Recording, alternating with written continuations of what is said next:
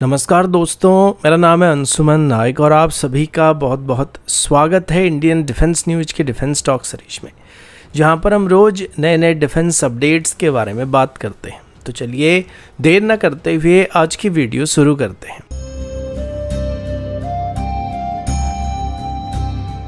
आज की पहली अपडेट प्रोजेक्ट 76 सबमरीन प्रोग्राम को लेकर है। भारत का पहला true indigenous conventional submarine programme, जिसे हम प्रोजेक्ट 76 के नाम से जानते हैं, उसका डिजाइन अभी फाइनल स्टेज में पहुंच चुका है और अगले एक साल के अंदर ही कंप्लीट होने की उम्मीद किया जा रहा है। और ये अपडेट L&T डिफेंस के फाउंडर JD पाटिल की तरफ से दिया गया, जिन्होंने ये बात कंफर्म किया कि इंडियन नेवी के साथ मिलकर डिजाइन प्रोसेस काफी तेजी से आगे बढ़ रहा है और आने वाले एक साल के अंदर ही प्रोजेक्ट 76 सबमरीन की डिजाइन को फाइनलाइज किया जाने वाला है। प्रोजेक्ट 76 में इस बार बात सिर्फ इंपोर्टेड टेक्नोलॉजी को असेंबल करने की नहीं होने वाली है, बल्कि ये पहली बार होने वाला है जब हम एक पूरी तरह से भारतीय डिजाइन पर बेस्ड सबमरीन को डेवलप करने वाले हैं। और ये प्रोजेक्ट 75I सबमरीन का डायरेक्ट सक्सेसर होने वाला है। साथ ही P-75 क्लास की सबमरीन का यानी कि कलवरी क्लास का डायरेक्ट रिप्लेसमेंट होने वाला है। इंडियन नेवी इस प्रोजेक्ट के अंदर टोटल 12 सबमरीन को खरीदने वाली है, लेकिन इनको दो अलग अलग बैच में एक्वायर करने का प्लान किया जा रहा है। पहले बैच में 6 सबमरीन को खरीदा जाएगा, फिर उसके बाद सेकंड बैच में 6 और सबमरीन को एक्वायर किया जाएगा। लेकिन जो सेकंड बैच होगा उसमें एक्सटर्नल डिजाइन तो सेम रहेगा, लेकिन अंदर में सबमरीन में फर्दर मॉडिफिकेशन करने का प्लान किया जा रहा है, जो कि फ्यूचर टेक्नोलॉजी को बेस करके किया जा सकता है। इस प्रोजेक्ट का टारगेट ये कि इसकी पहली सबमरीन को 2037 के आसपास लॉन्च किया जाएगा और उसका कंस्ट्रक्शन 2040 के आसपास कंप्लीट किया जाने वाला है। ये सबमरीन आगे चल के कलवरी क्लास के सबमरीन को डायरेक्टली रिप्लेस करने के लिए इस्तेमाल किए जाने वाले हैं और ये आगे चल के इंडियन नेवी के लिए एक सॉलिड अंडरवाटर फ्लीट का बैकबोन बनने वाले हैं। ये भी उम्मीद किया जा रहा है कि इन सबमरीन में air independent propulsion system, advance sonar system और क्रूज मिसाइल को इंटीग्रेट किया जाने वाला है, जो कि इन सबमरीन को फ्यूचर प्रूफ बनाने वाला है। अगला अपडेट भी इंडियन नेवी की तरफ से है। इंडियन नेवी की तरफ से भी नेवल वॉरफेयर में एक बड़ी बदलाव करने का प्लान किया जा रहा है। अभी मिली कुछ रिपोर्ट के मुताबिक इंडियन नेवी की तरफ से भी एक ऐसे फ्यूचरिस्टिक वॉरशिप को बनाने का प्लान किया जा रहा है जिसका डिजाइन और मिशन कंसेप्ट पूरी तरीके से AI ड्रिवन और अनमेन्ड वॉरफेयर के ऊपर बेस्ड होने वाला है। इस शिप का नाम MUM-T कॉम्बैट कमांड वेसल रखा जाने वाला है, जिसका मतलब ये कि ये भी इंडियन एयरफोर्स के MUM-T प्लेटफॉर्म की तरह यानी कि मैन अनमेन टीमिंग सिस्टम की तरह होने वाला है। जिस तरीके से इंडियन एयरफोर्स की तरफ से MUM-T में तेजस को मदरशिप के तौर पर ऑपरेट करने का प्लान बनाया जा रहा है, ठीक वैसे ही इंडियन नेवी की तरफ से भी एक डेडिकेटेड वॉरशिप को मदरशिप के तौर पर इस्तेमाल करने का प्लान किया जा रहा है। ये शिप साइज में काफी छोटा होने वाला है, जो कि 1500 टन के आसपास के डिस्प्लेसमेंट का वेसल होने वाला है, जो कि एक मदरशिप के तौर पर ऑपरेट करने वाला है। और ये और भी छोटे साइज के अनमैन्ड अंडरवाटर वेसल और सरफेस वेसल को कंट्रोल करने का काम करने वाला है, यानी कि नेवल ड्रोन को कंट्रोल करने के लिए इसको इस्तेमाल किया जाने वाला है। इस वेसल को ड्रोन लॉन्च करने के लिए इस्तेमाल किया जाने वाला है और स्वाम बेस्ड कैमेकेजी स्ट्राइक को AI के जरिए कोऑर्डिनेट करने के लिए इस्तेमाल किया जाने वाला है, जो कि फ्यूचर नेवल वॉरफेयर में गेम चेंजर साबित हो सकता है। ट्रेडिशनल वॉरशिप जैसे कि डिस्ट्रॉयर हो जाए या फ्रिगेट हो जाए, ये वेसल अपने मिसाइल और एयर डिफेंस सिस्टम के लिए जाने जाते हैं, लेकिन ये नया वेसल एक कमांड एंड कोऑर्डिनेशन प्लेटफॉर्म होने वाला है। ये खुद मिसाइल तो फायर नहीं करने वाला है, लेकिन छोटी अनमेन्ड साइज की बोट को, सबमरीन को या ड्रोन को एनिमी वॉरशिप पे रिमोटली स्वाम अटैक करने के लिए गाइड करने का काम करने वाला है। AI का इस्तेमाल इसमें real time target selection, swarm planning और थ्रेट एवोल्यूशन के लिए किया जाएगा। इसका मतलब ये कि ये सिर्फ फ्रंटलाइन वॉरफेयर से काफी दूर रखकर ऑपरेट करने वाले, लेकिन इसके जो छोटे मोटे अनमेन्ड एजेंट होने वाले हैं, ये दुश्मन के करीब जाके उनको डैमेज पहुंचाने वाले हैं, जिससे रिस्क भी काफी कम होने वाला है और ऑपरेशनल कॉस्ट भी काफी कम हो जाएगा। इस कॉन्सेप्ट को अगर ग्लोबल लेवल में कंपेयर किया जाए तो यूनाइटेड स्टेट नेवी का लोकल स्वाम ड्रोन सिस्टम या फिर यूक्रेन का मगुरा V5 सिस्टम के साथ इसे कंपेयर किया जा सकता है। लेकिन इंडियन नेवी का अप्रोच यहाँ पर और भी एडवांस होने वाला है, क्योंकि ये MUM-T सिस्टम यानी कि मैन्ड अनमैन्ड टीमिंग सिस्टम की तरह एडवांस टेक्नोलॉजी का इस्तेमाल करने वाला है, जो पहले सिर्फ एरियल प्लेटफॉर्म में इस्तेमाल किया जाता था, लेकिन अभी इसको नेवल डोमेन में भी इंप्लीमेंट करने का प्लान किया जा रहा है। अगला अपडेट HAL के कैट्स वॉरियर प्रोग्राम की तरफ से है। अभी सुनने को मिल रहा है कि British aerospace giant Rolls Royce की तरफ से अभी ऑफिशियली हिंदुस्तान एरोनॉटिक्स लिमिटेड के साथ मिलकर एक नई इंजन को डेवलप करने का या को डेवलप करने का प्लान किया जा रहा है, जो HAL की एम्बिशियस रॉयल विंगमैन UCAV या कैट्स वॉरियर में इस्तेमाल किए जाने वाले हैं। ये डेवलपमेंट तब सामने आया जब HAL की तरफ से अपनी कैट्स वॉरियर की मैक्सिमम टेक ऑफ वेट को 2.1 टन तक इंक्रीज करने का फैसला किया जा रहा है, जो कि पहले सिर्फ 1.3 टन तक ही लिमिटेड था।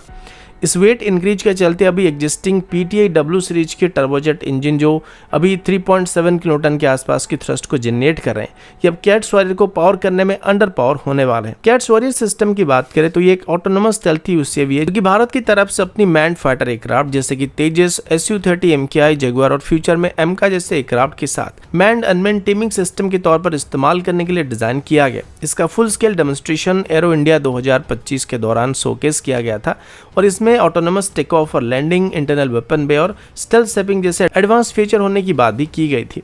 पहले के वेरिएंट में 2 PTI W इंजन का इस्तेमाल करने का फैसला किया गया था, जो कि DRDO के लक्ष्य ड्रोन में भी इस्तेमाल किया जाता है। लेकिन अभी जबकि कैट्स वॉरियर की मैक्सिमम टेक ऑफ वेट को 2.1 टन तक बढ़ाने का फैसला किया जा रहा है, तो टोटल थ्रस्ट रिक्वायरमेंट अभी 70% से 80% के आसपास इंक्रीज होने का उम्मीद किया जा रहा है। और सिर्फ यही कारण नहीं है, क्योंकि HAL की तरफ से भी कैट्स वॉरियर की मैक्सिमम टेक ऑफ वेट को 3 टन तक इंक्रीज करने का प्लान किया जा रहा है, जिस वजह से अभी एक नए इंजन को डेवलप करने की जरूरत पड़ने वाली है, या फिर इसमें एक नए इंजन को इस्तेमाल करने की जरूरत पड़ने वाली है। फिलहाल अभी इसकी जो 3 टन वाली वेरिएंट को बनाने का प्लान किया जा रहा है, इसका मार्क 2 वेरिएंट होने वाला, और ये वेरिएंट फाइटर जेट की तरह अस्त्र सीरीज की VVR मिसाइल को भी कैरी करने में सक्षम होने वाला है। इसी वजह से अभी रोल्स रॉयस की तरफ से HAL के साथ मिलकर इन सिस्टम के लिए एक नई टर्बोजेट इंजन को डेवलप करने का प्रपोजल दिया जा रहा है, और सेम टाइम पर HAL की तरफ से अपनी PTI 7 सीरीज के इंजन की एक मॉडिफाइड वेरिएंट को भी बनाने की कोशिश किया जा रहा है। लेकिन प्रॉब्लम ये कि PTI 7 इंजन अपनी पोटेंशियल की मैक्सिमम लिमिट तक पहुंचने वाला है, जिस वजह से